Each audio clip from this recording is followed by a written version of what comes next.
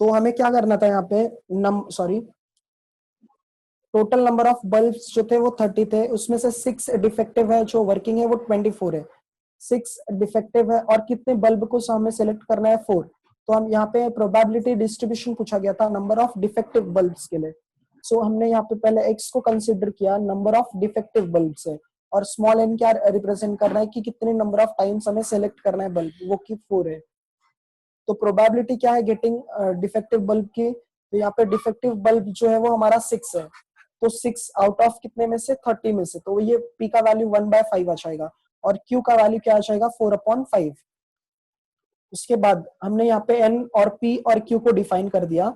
इसके बाद में जो डिफेक्टिव बल्ब है वो कितना हो सकता है, वो एक भी डिफेक्टिव बल्ब नहीं हो सकता, या फिर 1 2 3 4 हो सकता है। तो x, ये फॉर्मूले में हमने x का वैल्यू सब्सटीट्यूट कर दिया, और फिर एक बार x का वैल्यू 0 1 2 3 4 ऐसा सब्सटीट्यूट किया, और बाद में n p और q का वैल्यू सब्सटीट्यूट करके उसको सिंप्लीफाई किया है। ठीक है। अच्छा, आप लोग देखेंगे अगर, तो ये फॉर्मूले से अगर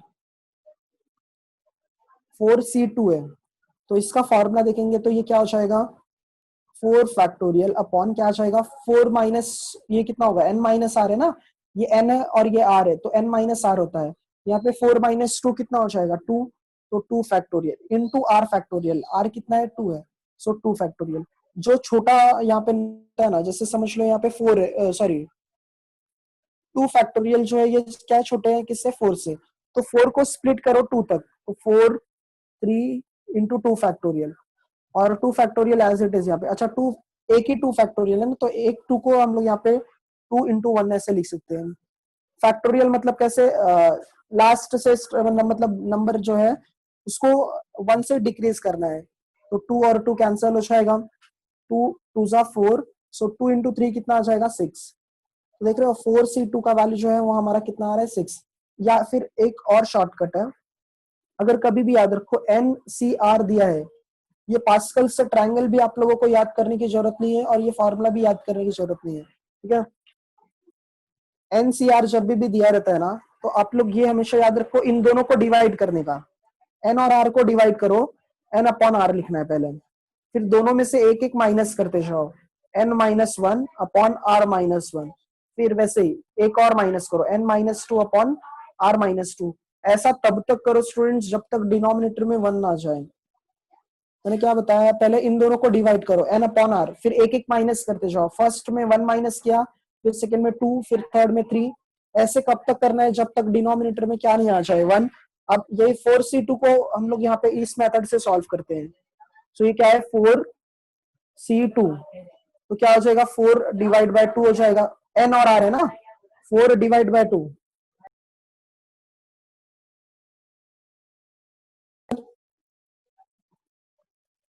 4 2 है, तो 4 अपॉन 2। इसके बाद 1 माइनस करो, 4 में से 1 माइनस करेंगे तो क्या आ जाएगा, 3, और 2 में से 1 माइनस करेंगे तो क्या आ जाएगा, 1।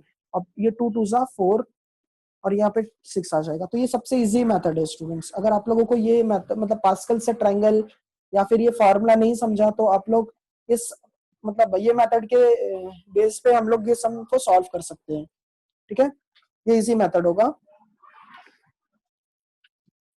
अच्छा, समझा कि नहीं समझा ये सम?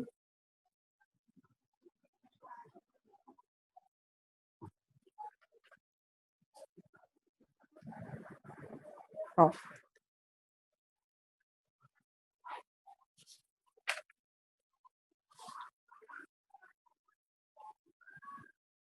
अच्छा, थैंक यू। क्वेश्चन नंबर 7 जो है वो देखो क्या दिया है, अ coin is tossed, sorry a coin is biased. Biased मतलब क्या है, उसके दो फेस होंगे। बायस्ड का मतलब क्या है, यहाँ पे दो फेस होंगे, जो कि एक फर्स्ट क्या होगा, हेड, और सेकंड क्या होगा, tail. A coin is biased, so यहाँ पे so that the head is three times, the head is the head is three times as likely to occur as tail. इसका मतलब क्या है ना, जो हेड आने की प्रोबेबिलिटी है वो 3 टाइम्स मोर है किससे, टेल से। If the coin is tossed twice, if the coin is tossed twice, find the probability, find the probability distribution of, find the probability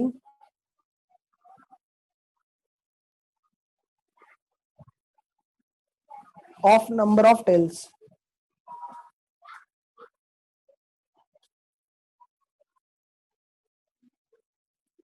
देखेंगे आप लोग यहाँ पे तो क्या बोला है, अ कॉइन इज बायस्ड, सो इसका मतलब दो फेस है, एक हेड है और एक टेल है, so that head is 3 times. अच्छा, हेड आने की प्रोबेबिलिटी कितना है, 3 टाइम्स, किससे, टेल से। If the coin is tossed twice, अच्छा जब दो मतलब एक कॉइन को 2 बार हम टॉस करते हैं तो उसका सैंपल स्पेस लिख देते हैं, coin is tossed, coin is tossed twice, therefore S जो है वो कितना हो जाएगा यहाँ पे, जब एक कॉइन को 2 बार टॉस करोगे तो क्या आ जाएगा, head head, head tail, tail head, और लास्ट में टेल टेल, ऐसा आता है। तो जो इसका सैंपल स्पेस है स्टूडेंट्स वो कितना है, 4 है, ठीक है।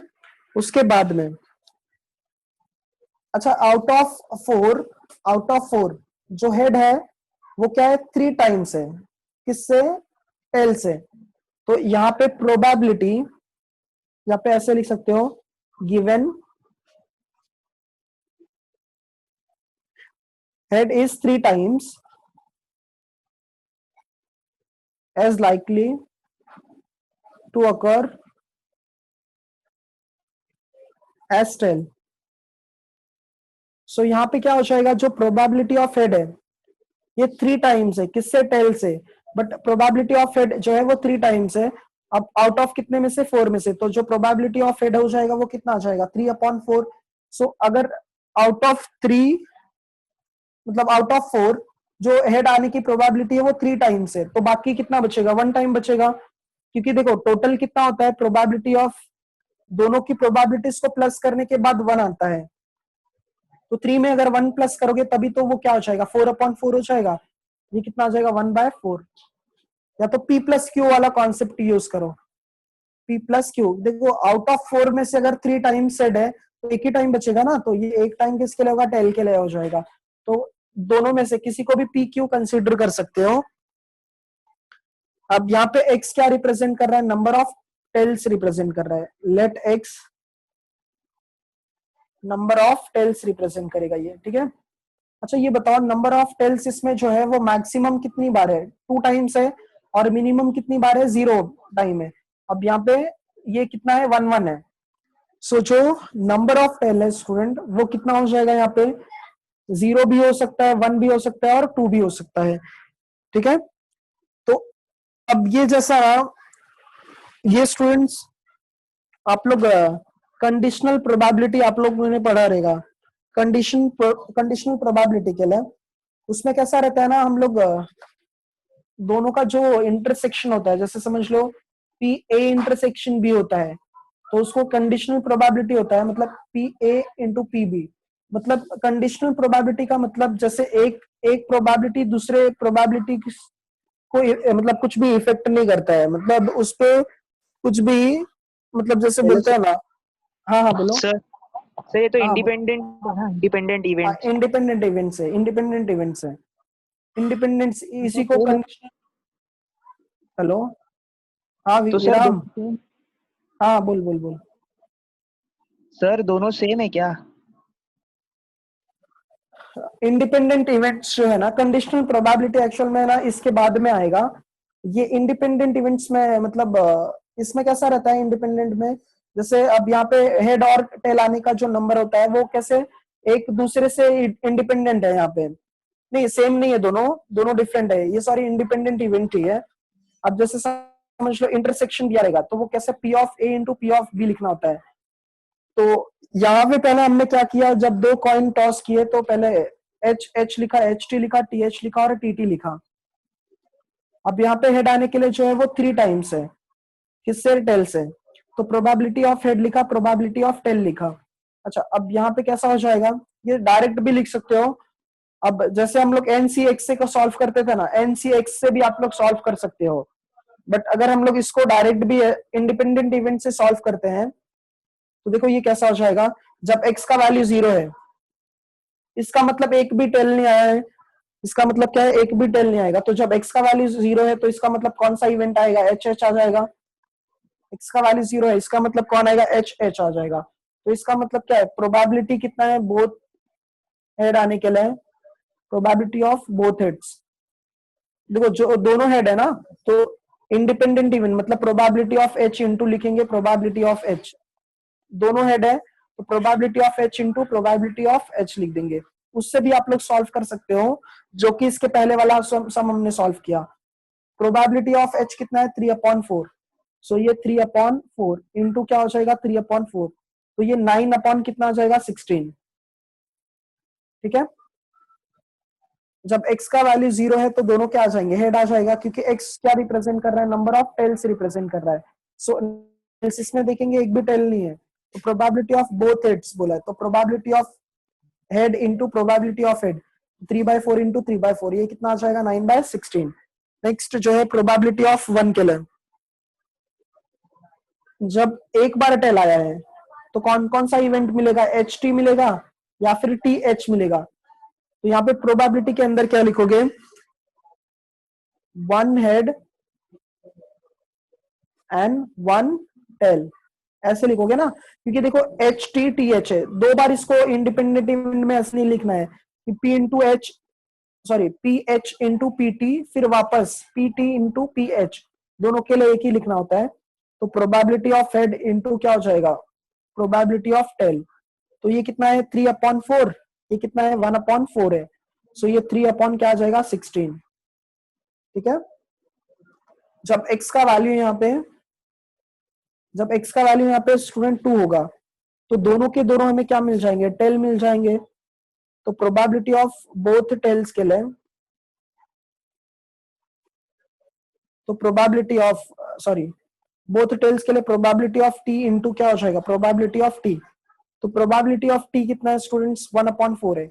1/4 इंटू 1/4, ये कितना आ जाएगा, 1/16। सबको प्लस करो, 9 प्लस 3, सॉरी एक मिनट, 9 प्लस 3 प्लस 1, नहीं ये 16 तो नहीं आएगा, एक मिनट देना हाँ मुझे।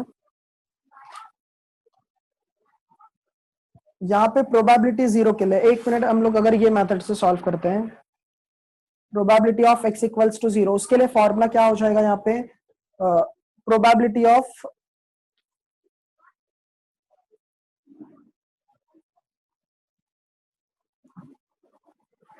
टू कॉइन्स के लिए था ना यहाँ पे।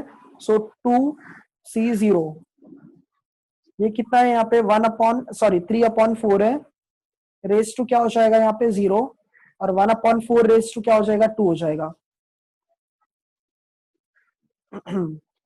एक मिनट आओ। वैसे तो ये इंडिपेंडेंट इवेंट्स हैं, यहाँ पे दो कॉइन्स के लिए टॉस हुआ, फिर इसके बाद में जो हेड आने के लिए प्रोबेबिलिटी है वो क्या है, 3 टाइम्स है as compare to tail. So probability of head जो है वो 3/4 है और प्रोबेबिलिटी ऑफ टेल जो है वो 1/4 है। यहाँ पे x क्या रिप्रेजेंट कर रहा है, नंबर ऑफ टेल्स, x का वैल्यू 0, 1, 2 है। सो इंडिपेंडेंट इवेंट्स है, तो यहाँ पे प्रोबेबिलिटी डिस्ट्रीब्यूशन के लिए जो x का वैल्यू है वो 0 है, 1 है और 2 है।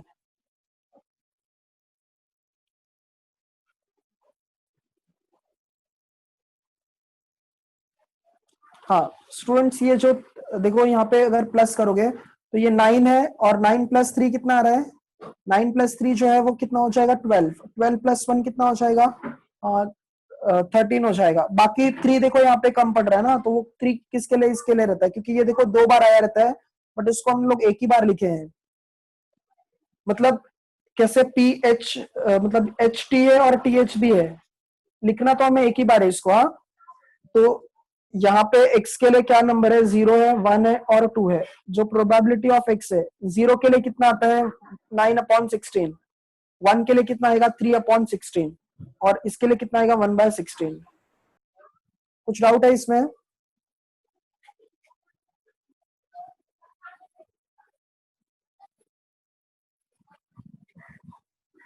नहीं समझाइए आप लोगों को?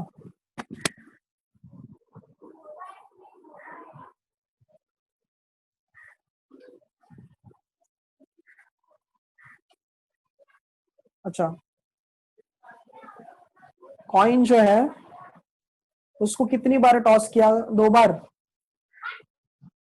एक मिनट। हाँ, कॉइन बायस्ड है यहाँ पे और इसको हमने 2 बार टॉस किया, तो 2 बार टॉस करेंगे तो ये सैंपल स्पेस आ जाएगा H H H T T H और टी टी आ जाएगा। सैंपल स्पेस क्या आएगा 4। जो हेड है वो क्या है, एज कंपेयर टू टेल वो 3 टाइम्स है। इसका मतलब जो प्रोबेबिलिटी ऑफ गेटिंग हेड है वो क्या है, आउट ऑफ 4 कितने टाइम हो जाएगा, 3 टाइम। और प्रोबेबिलिटी ऑफ टेल कितना हो जाएगा, 1/4 हो जाएगा। अब हमें यहाँ पे नंबर ऑफ टेल्स के लिए कैलकुलेट करना था, तो x क्या रिप्रेजेंट कर रहा है, नंबर ऑफ टेल्स रिप्रेजेंट करेगा। तो x का वैल्यू टेल 0 भी हो सकता है, 1 भी हो सकता है, 2 भी हो सकता है। तो 0 के लिए इसका मतलब दोनों हेड आएंगे, तो इंडिपेंडेंट इवेंट से। सो p of h into P of h, तो ये कितना आ जाएगा 3/4 इंटू 3/4, ये कितना आ जाएगा 9/16। अच्छा, x इक्वल्स टू 1 के लिए एच टी टी एच आ जाएगा। इसका मतलब एक हेड है और एक टेल है, तो पी एच इंटू क्या आएगा, पी टी आ जाएगा। तो 3 कितना आ जाएगा, ये 16 आ जाएगा। इसके बाद में प्रोबेबिलिटी ऑफ बोथ यहाँ पे टेल के लिए कितना हो जाएगा, ये पीटी इंटू पीटी, तो ये कितना आ जाएगा 1/16। ठीक है।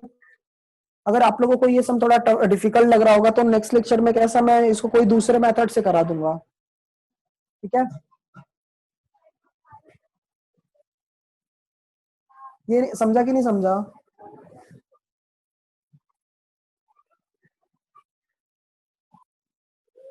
अच्छा, सो आप लोग वेक्टर प्रैक्टिस करते रहो, हाँ? क्योंकि वेक्टर का संडे वगैरह आप लोगों का टेस्ट वगैरह रहेगा, और फिर सैटरडे वगैरह हम लोग डाउट वगैरह लेक्चर्स ले लेंगे। कुछ डाउट है आज आप लोगों का?